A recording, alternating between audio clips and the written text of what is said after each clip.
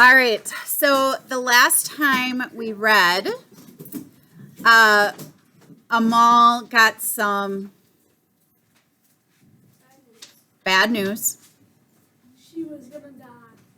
Wait, what was the bad news?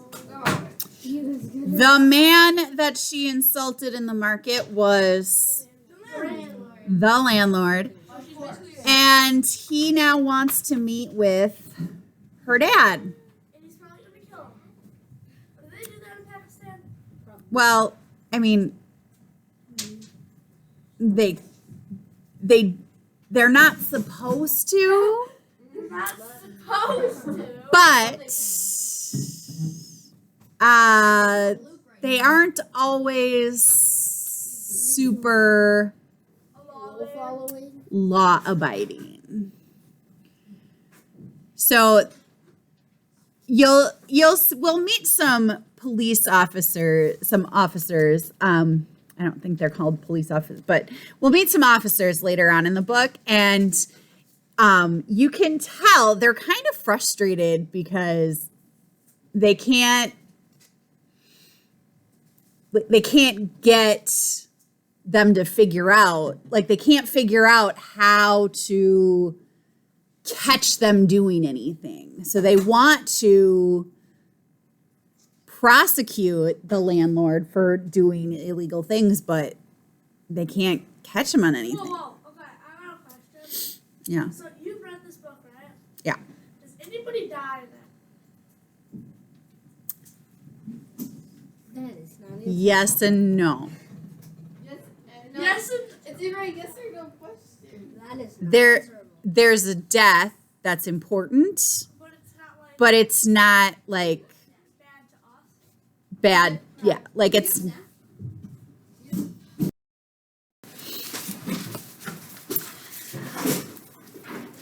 I got out of bed as the sun peeked its head over the horizon. I hadn't slept in 2 days. Jawad Sahib would be here tomorrow. Stepping into the kitchen, I blinked. My mother was out of bed again. She perched on a stool on the ground, kneading dough for buttery breakfast parathas, like she used to. Her waist-length hair fell unbraided in waves along her shoulders. "You're up early," she said. Her eyes were red, her cheeks blotchy. "I'm sorry," I said. Guilt pooled inside me, liquid and dense. She wiped the floured hands with a rag and stood up. "I'm the one who should apologize," she told me. "I haven't been a good mother lately." "No, Amma, please don't say that. You're my eldest, but you're still my child," she said to me. I don't know. It's like I'd fallen into some kind of well the last month. Everything was so dark. It happens for a while every time I have a child. "Because we're girls," I whispered. "What? That's not true." She gripped my hand in hers. "I was there. You were crying. You wanted a son." "Yes, we did want a son," she sighed, "but it doesn't mean we don't love our daughters. You're part of me. How can I not love you?" "Why is having a boy all anyone can talk about? Who else will care for us in our old age? Who will run the farm and keep your grandfather's dream alive?" "I could," I told her. "Seema and I both would."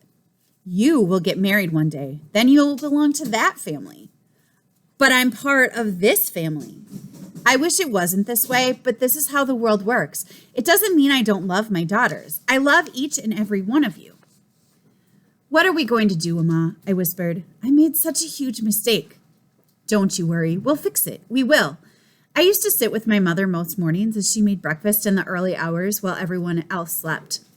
It was the only chance I ever had to be alone with her. I would tell her what I learned in school, the latest drama I might have had with my friends. If anyone could come up with a way to fix this, it was her. She always knew how to make things right. When Omar and Seema returned from school, we gathered by the wire chicken coop in the backyard, obscured from view. "I've been running it over and over in my head," I told them. "I still can't figure out what he's going to do tomorrow." "He's not going to do anything," Seema said. "If he wanted to do something, he'd have done it by now. Everyone knows he doesn't think, he acts." "The things he's done, though. Rumors," she said. "They're just rumors." I looked at Omar, but he twisted the heel of his sandal in the dirt. He didn't meet my eyes. I didn't want to tell Seema about Munira's blackened fields. I couldn't bring myself to correct her. Afraid if I said it out loud, it might come true. "Don't worry," she put her arm around me. "By this time tomorrow, this will all be behind us." The hard-knuckled knock on our front door sent a chill through our household early the next morning. Seema and I sat up in bed. Safa and Rabia had slept with us last night. Safa began to speak, but upon seeing our faces, stayed silent. The front door creaked open. Footsteps echoed through the house. I pressed my ear against the bedroom door. "Welcome to our home." "It's an honor," my father said. "I'll call my wife and prepare the tea." "I'm not here for tea. I'm here about your daughter." That voice, the same cold voice from the day at the market. His voice was ice water poured down my spine. Can you picture that? Ice water poured down your spine. How would that feel?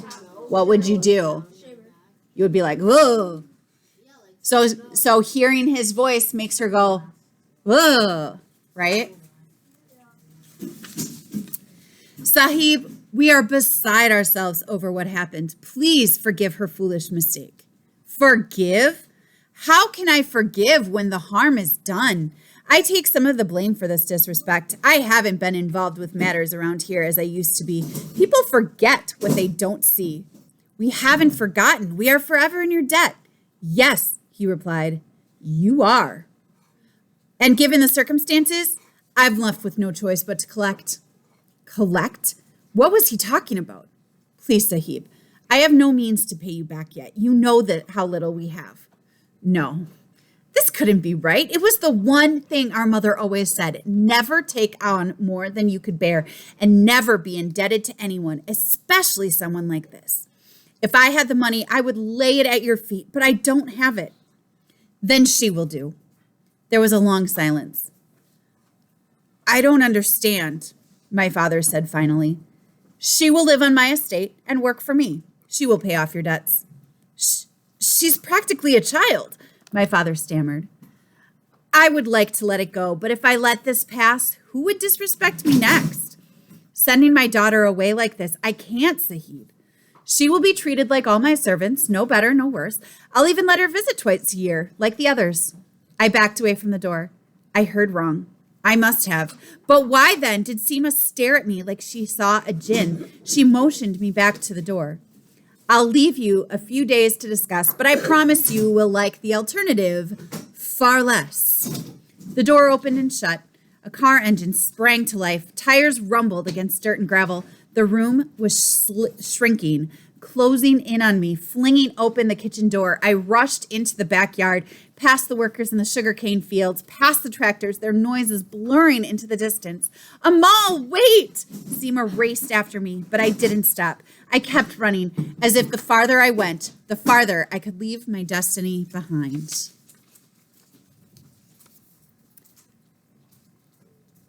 Chapter 14.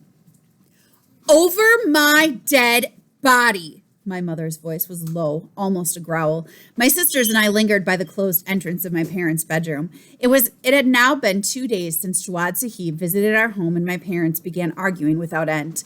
You discuss this as though there's a choice, my father said. Is our daughter not dear to me also? Be reasonable. So we give up our respect. She goes off to become a servant. And what becomes of her? And what about the rest of our girls? They are young, but think of their futures. Who will marry a girl whose family has been shamed like this? I spoke with the village elders. Our neighbors feel sympathy, not judgment toward us. This won't change anything for the girls. Besides, it could have been worse. It's not as if she'll be out on the fields. She'll be a servant in his home. And Jawad Sahib gave me his word. He won't harm Amal.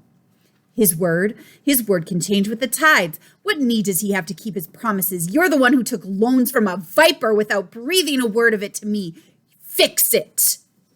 Do you hear yourself? When the rains come 5 years ago and destroyed all the wheat before we could harvest it, or when the drought shriveled the sugarcane to dust last year, how do you think we survived? A miracle? I did what I had to do to protect this family.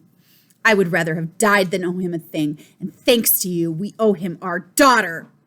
Who doesn't owe him money? Make the monthly payments and there's no problem. None of this would have happened if that you hadn't decided to stop functioning.